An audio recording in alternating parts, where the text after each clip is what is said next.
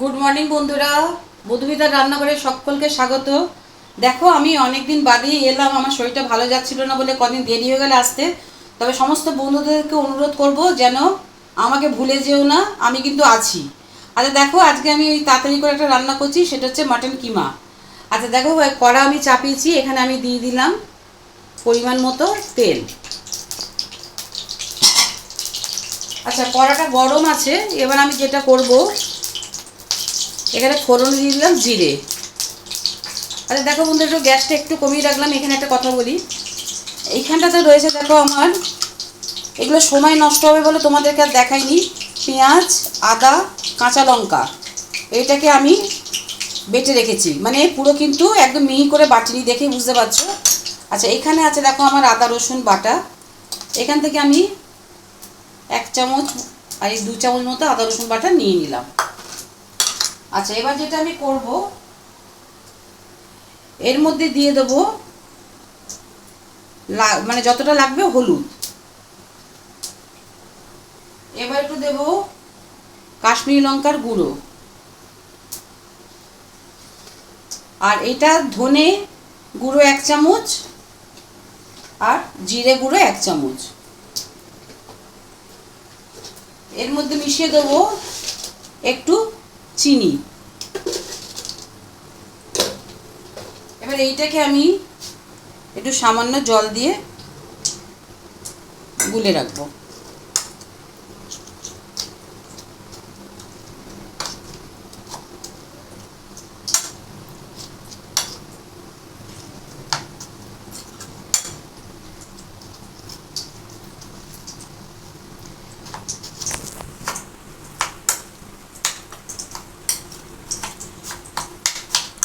আচ্ছা, এটাকে আমি মাখিয়ে রাখছি। এবার যেটা করব, দেখো এখানে একটা জিনিস দেখাবার আছে। এখানে রয়েছে আমার মাটন কিমা, এটা কিন্তু আমি সেদ্ধ করে রেখে দিয়েছি। এবার যেটা করব, এটা কিন্তু কোনো নুন টুন কিছু দিইনি, জাস্ট অল্প সামান্য জল দিয়ে সেদ্ধ করে রেখেছি। এবার দেখো ফোড়নটা আমার হয়ে গেছে। এবার গ্যাসটা কমিয়ে এই যে এটা আমি ম্যারিনেট করে রেখেছি, এই যে এখন মশলাগুলো মাখালাম, এইটাকে আমি আগে দিয়ে দেবো।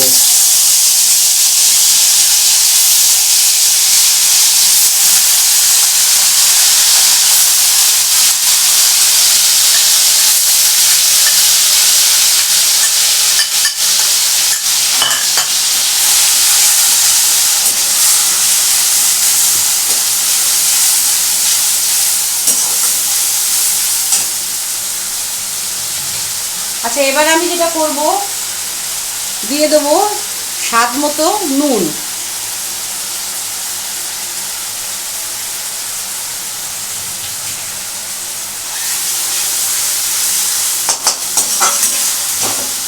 এটাকে একটু ভালো করে কষছি।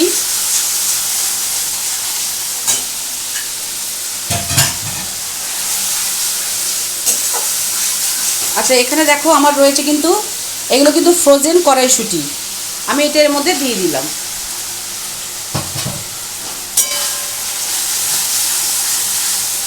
এই মশলাটা একটু কষতে হবে। বন্ধুরা দেখো, আমি 5 মিনিট বাদে চলে এসে কষছি। দেখো পেঁয়াজটা কিন্তু আমি ভালো করে মিহি করে বেটে দিইনি বলে কিন্তু এরকম, এটাও কিন্তু কিমা কিমা, এই জন্য টেক্সচারটা এরকম এসছে। এবার দেখো আমি যেটা করব, এই যে মাংসটা আছে, সেদ্ধ মাংসটা কিন্তু এর মধ্যে পুরো দিয়ে দেবো। গ্যাসটা একটু বাড়াচ্ছি। আচ্ছা, এর মধ্যে কিন্তু আমি আর কিছু জল দেব না, যা আছে এতে হয়ে যাবে। এই দেখো মাংসের মধ্যে যেটা লেগে আছে, ব্যাস এইটা খালি আমি দিয়ে দিলাম। আচ্ছা, এবার যেটা করব, এইখানে রয়েছে দেখো আমার, এইটা আমার একটা মশলা করা, যেটা আমি বিরিয়ানিতে দিই। সব রকম দেয়া আছে এর মধ্যে, একদিন মশলার ডেসক্রিপশনটা তোমাদেরকে দিয়ে দেবো।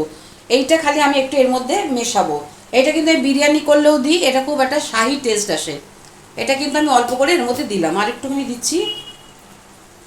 এটা কিন্তু খুব ভালো স্বাদ আসে। আচ্ছা, তোমরা যদি বলো যে এর মধ্যে কি মেশালাম, তাহলে বলবে এর মধ্যে কিন্তু আছে একবারে ধনে গুঁড়ো, জিরে গুঁড়ো, মৌরি, তারপরে তোমার পোস্ত, সাদা তিল, চারমগজ, কাজু বাদাম, জয়িত্রী, জায়ফল, গোলমরিচ, যাবতীয় যা মানে বিরিয়ানির মশলা, সেটাকে ড্রাই রোস্ট করে সাজিরে থেকে আরম্ভ করে ওই তারপরে ওইটাকে কি বলে কাবাব চিনি সব কিছু করে একটা বিরিয়ানি মশলা আমি করে রাখি। এটা কিন্তু আমি এর মধ্যে দিলাম, এটাতে কিন্তু ভীষণ ভালো টেস্ট আসবে।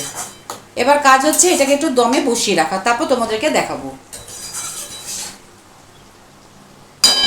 বন্ধুরা দেখো আমি 10 মিনিট বাদে চলে এসেছি, দেখে বুঝতে পারছি। এবার যেটা আমি করব, একটাই কাজ করব, এর মধ্যে আমি একটু দিয়ে দেবো কসুরি মেথি।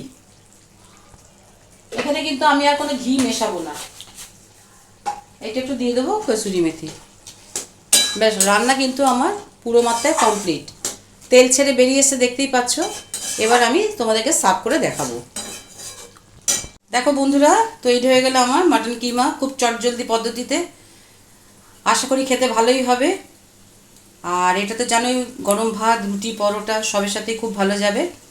তোমরা নিশ্চয়ই এইভাবেই করো। তাও আমার রান্নাটা তোমাদের কেমন লাগলো অবশ্যই কমেন্ট করে জানাবে। আর ভালো লাগলে প্রচুর লাইক এবং সাবস্ক্রাইব করবে। তাহলে আজকের মতো আসি, আবার নিয়ে চলে আসবো তোমাদের জন্য কোনো রেসিপি।